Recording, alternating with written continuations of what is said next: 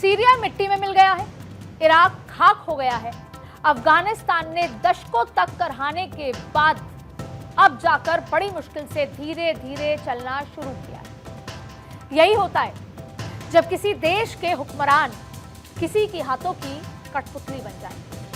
यही होता है जब एक देश अमन पसंदी को छोड़कर आतंक और कट्टरता की आग में झुलसने लगता है।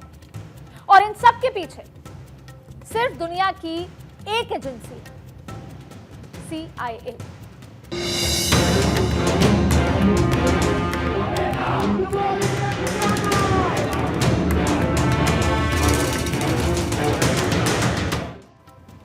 अब ये दो तस्वीरें भर नहीं है, ये दो तस्वीरें उन देशों की कहानी है जो किसी और देश के हाथ की कठपुतली बनकर अपने ही देश के लिए भस्मासुर बन चुका है।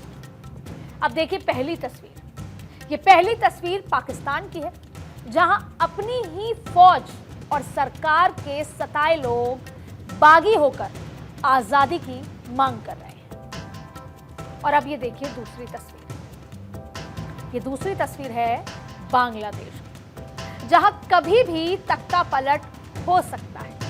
तो आज के पॉलिटिकल कॉरिडोर में मैं अदिति नागर आपको बताऊंगी चंद महीने पहले तक तरक्की की राह पर तेजी से दौड़ता बांग्लादेश अब ऐसे हालात में क्यों, आखिर क्यों वहां पर आग जैसी स्थिति लगी हुई है। भारत विरोध में उलझी बांग्लादेश की यूनुस सरकार कैसे CIA के हाथों में खेल रही है और अपने ही देश का बेड़ा गर्क करने पर तुली हुई है।